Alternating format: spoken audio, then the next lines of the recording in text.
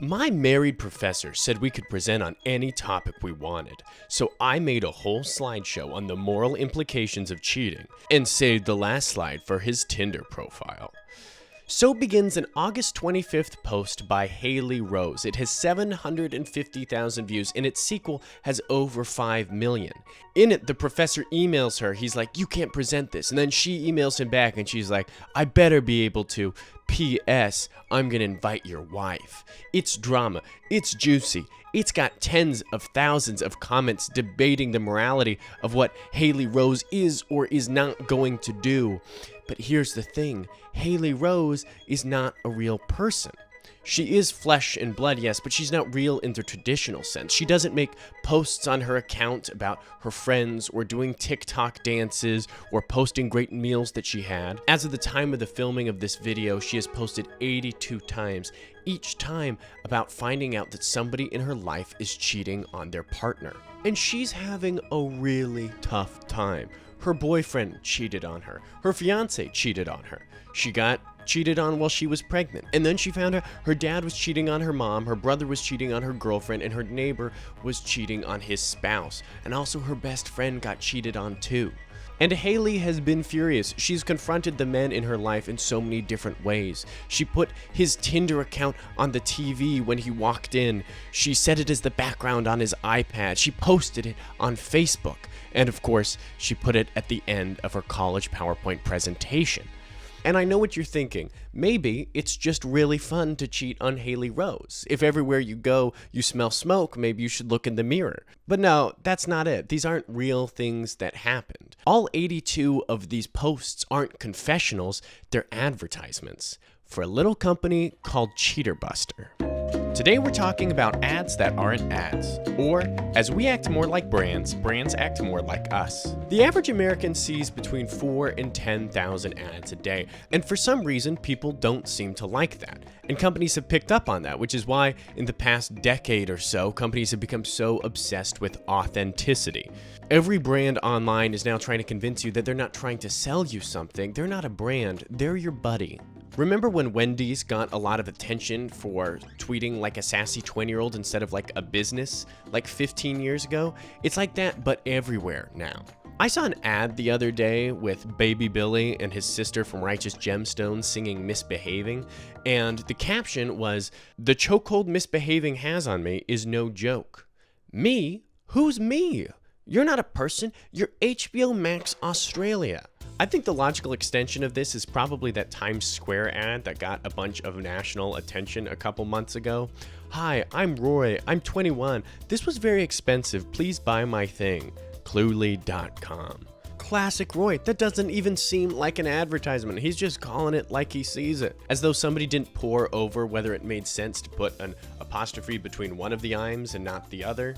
And as always, I'll say using all lowercase letters to show how little you care isn't interesting once you realize that you have to go into your phone to turn off auto capitalization. It's just boring. Now, I don't like any of that, but I get it. I have YouTube videos whose titles are in all lowercase. But with Wendy's and HBO Max and Roy, they're all at least admitting that they are ads. They're in ad spaces or on accounts with logos and a blue check mark. But there's a whole new style of guerrilla marketing like Cheaterbuster that take advantage of the speed and casualness of modern content consumption. They're ads that are pretending not to be ads, and they're kind of everywhere. I think they're also dangerous. Act 1. This video started earlier this year when I saw a video of Drake that went viral on Twitter. Someone flew a drone to Drake's penthouse in Sydney, Australia and caught him gambling. Laughing, crying emoji. This was just a week after the Super Bowl, a Super Bowl where Kendrick Lamar performed at halftime. So I just figured, alright, some more dunking on Drake, classic. But then I thought about it some more and I was like, does Australia have a huge drone problem that I've somehow never heard about? And also, why does the video begin with a perfectly centered, if semi-blurry, shot of the homepage of Steak, a company that Drake has a $100 million endorsement deal with? What are the odds? It's not a funny, quirky video, it's an advertisement for Steak. But there are hundreds of people in the comments taking it at face value. And I know you're thinking, how does anybody fall for this stuff? And it's because it's everywhere. And Drake doing these ads is different than Cheaterbuster doing these ads. Not because of intention, but because Drake is a public figure. Because I know when I bring up the story of the professor and the emails and Drake and the drone, your first thought is probably, oh, well, that's obviously fake. It's too juicy. It can't be real. But think about the way that you consume content, specifically short-form video content. As you scroll through dozens and dozens of videos, your guard is down. When you see Drake, you might think, well, why is this in my feed? How does this fit into the other information that I have about him? You don't get that with Cheaterbuster where it's associated accounts. I don't see Haley Rose and think, well, why am I seeing this? What's Haley up to? And people are falling for it. Who's this? Oh, you're good. You're good.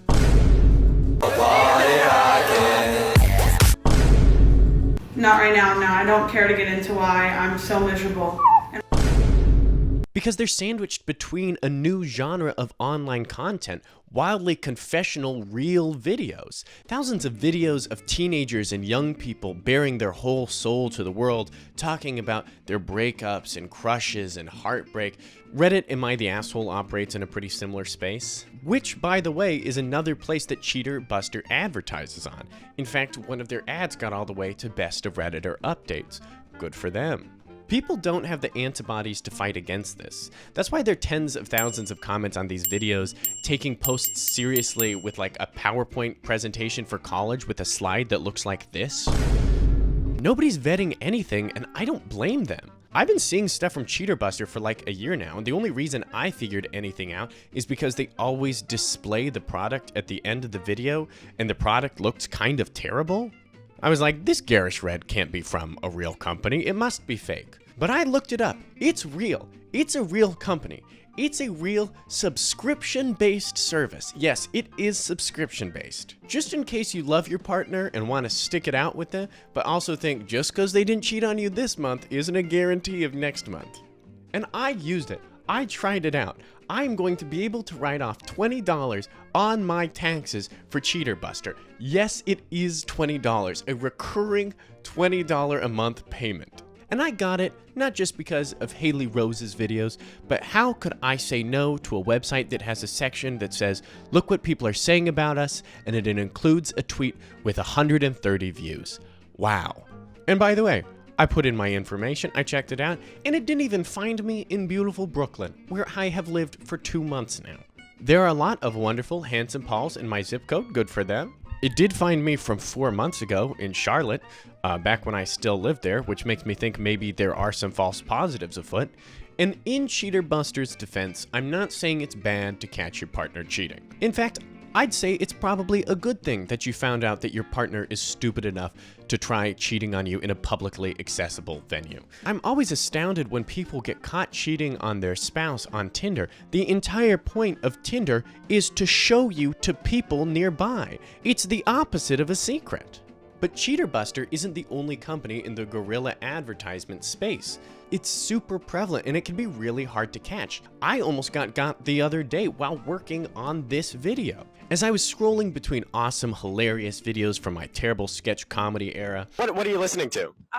We Choose to Go to the Moon speech by JFK. Thank you so much. I stumbled across this video. I don't care, so get out. Hey! Yep. Excuse me, yeah, you gotta get out of here. I'm sorry? Yeah, no, you gotta get out of here. Me? Yeah. Did I do something wrong? No, I stayed for class and you're not supposed to be in here right now, so get out. Are you a worker? No, but you gotta get out of here. Do something, alright? Don't even, come near me. Let's go. Who do you think you Come on. are? Let's go. Don't come near me. Let's go. What is wrong with you? Come on, you gotta get out right now. Sir, this is a public area. I really don't care what you have to say. Don't back up. But get out. Get out of my face. Get out. You're not going Right to get now. all up in my face. Back up. You're gonna get out of here right now. Don't come in my face. Alright, come here then. Let's go. Get off of me. I'm riled up just watching it again now. I remember when I first watched it, I was like, there has to be more context. This is crazy. And I went to the comments and somebody was like, oh, you're always in such crazy situations. So I was like, I gotta go to her profile. I gotta figure out what other crazy situations she's been in. And one of the crazy situations is that she also used to be an Asian woman. This video is an advertisement for Invisawear. Invisawear is a company that creates jewelry that you can tap and it'll send your location to your friends in your family, and it will also put you on the line with a worker of theirs. And if you're thinking, Paul, well, doesn't that sound a lot like a phone? Don't worry, it also only works if your phone is nearby. Now, Invisawear's account is much more centralized than Cheaterbuster's. While Cheaterbuster has a bunch of accounts out there, Invisawear has just one, and it has 1 million followers and dozens of videos with millions of views, each one depicting a woman being harassed, You gonna pay me back for that dinner, or stalked, No! Get out of my car! or somebody putting something in her drink, Something in my drink. or being followed home. No. And every single comment is engaging with it like it's a real thing that happened. Not that it's a sketch, but that it's a real person recording their life. And I'm not a stupid person. I know all of these videos seem so obvious when it's put in the context of this video, what I'm showing you right now. But when you're scrolling or engaging with media, you're not looking for it. Which is why we've generally accepted that there are rules and laws around companies having to admit what they're doing are ads. Well, Paul, their name is Invisawear. They're not hiding it.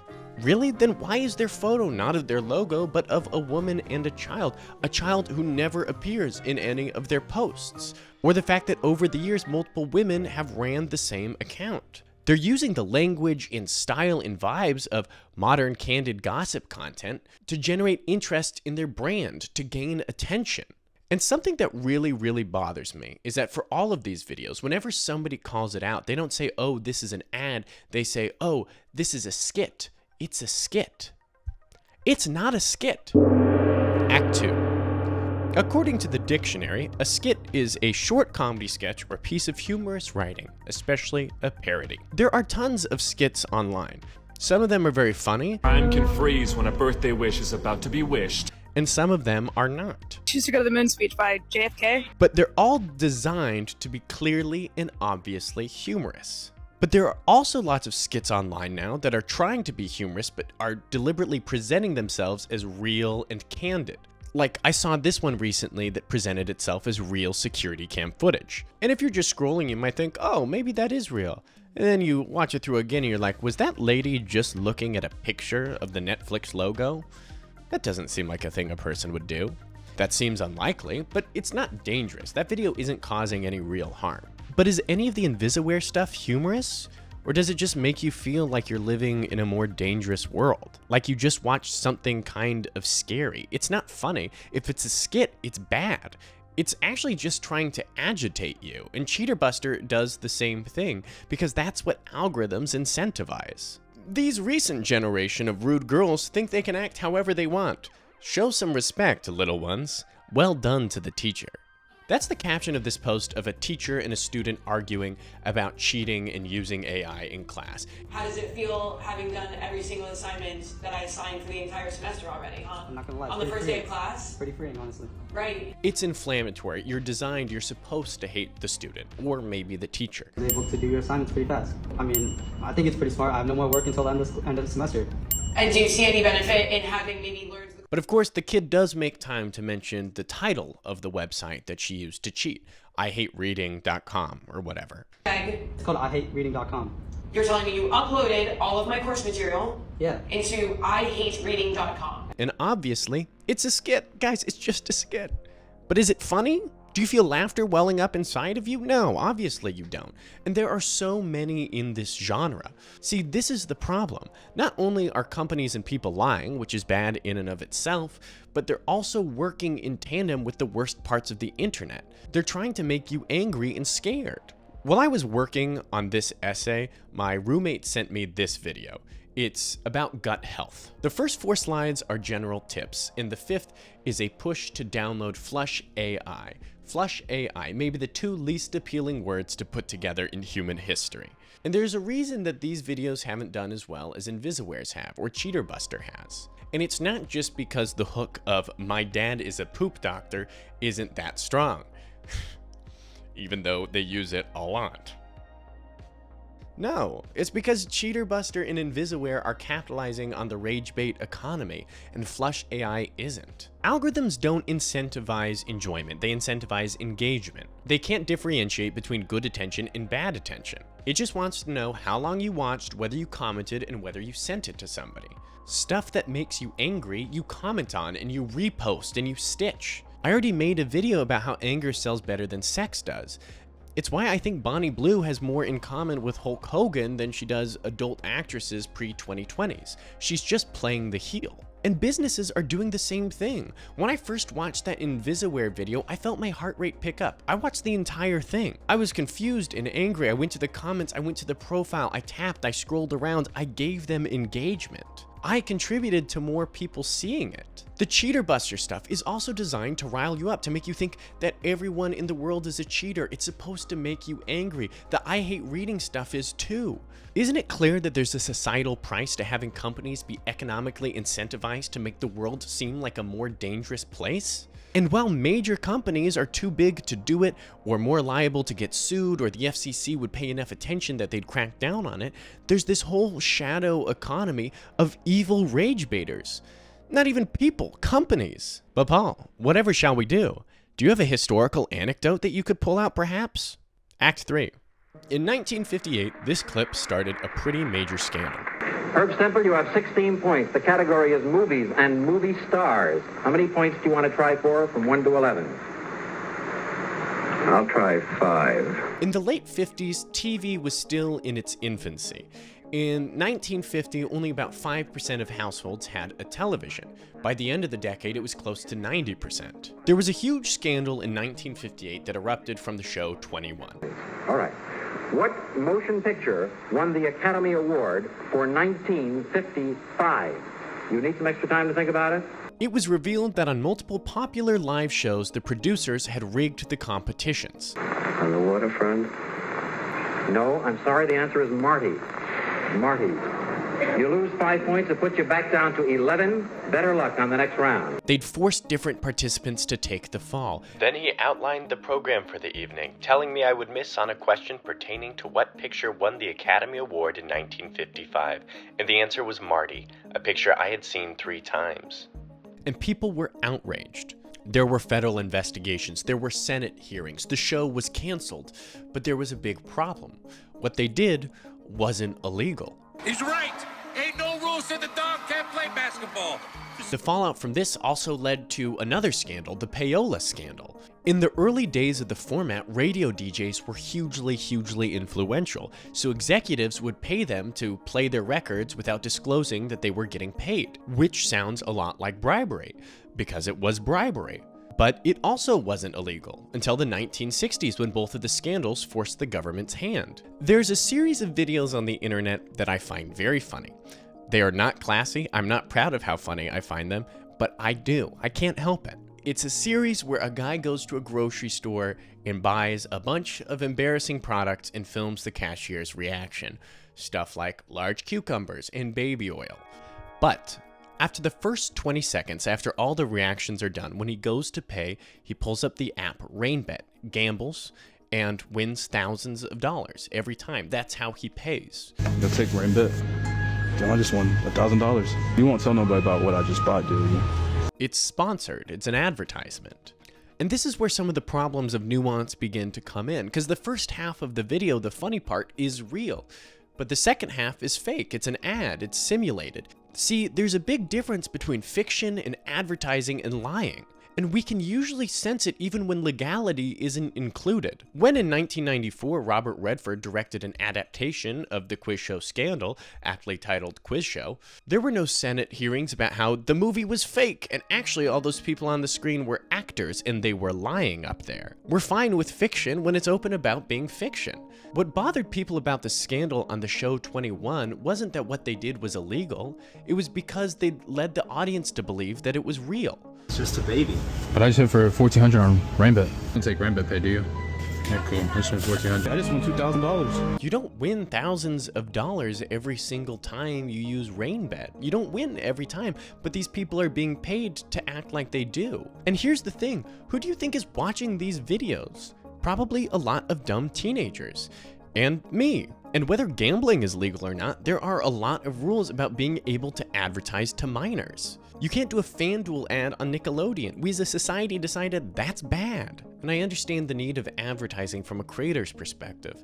But also, as a society, I think we need to do something. The specific intersection of free distribution, advertising, and anger-driven algorithms is doing something bad. Cheaterbuster and Invisawear are doing something that I think is legitimately making the world a worse place. It's not that there aren't creeps out there, and it's not that there aren't cheaters out there. You know, obviously, stay safe, stay vigilant, whatever. But isn't it bad that they're economically incentivized to make the world seem like a more dangerous place, that they're actively contributing to that? I mean, traditional media is incentivized to do the same thing, but we put barriers in place. There are rules and regulations to neuter the fear that's generated by these commercials. That's why commercials start with, "Has this ever happened to you?" instead of "This did happen to me." It makes a big difference. They capitalize on fears, but they can't create them wholesale. The people know they're being sold something. Your view on a thing changes when you find out that somebody wants something from you. It's why you probably scroll a little faster when you see a little sponsored thing in the bottom left corner, and why your brain might subconsciously skip through the first 3 ads on a Google search. This is a TV infomercial depicting a product similar to Invisawear. Style Screamer, stylish design, camouflages a unique, ear-piercing woman scream of 130. Doesn't that feel very different than this? Get over here, sis. Another haircut and you expect me to tell you, yo, you look so good? I swear, if you put that on my card... I didn't put it on your card. There's a huge difference between this could happen and this did happen. And these companies are trying to hide that, and our social media overlords aren't doing anything to stop that. There's a reason I wanted to bring up the television scandals of the 50s, because it was a time where TV was huge and ubiquitous and everyone was watching it, and there were still problems. And there were problems that we ended up fixing with laws. I've been anti any sort of internet regulation for a while now, but I've been thinking about it. I'm like, should I be? Does it feel like this is working for any of us anymore? There are so many comments on Cheaterbuster videos of real people trying to engage with the account like it's a real person. That makes me so angry and sad. The days of the casual internet are over. 60% of accounts on Twitter are bots, and every company is on top of fresh memes within the hour now. The NFL posted a 6'7" meme. Instagram will never be casual again. There's a line I love from Community when Jeff steals an item of Britta's and she says, "You told me a hawk stole them!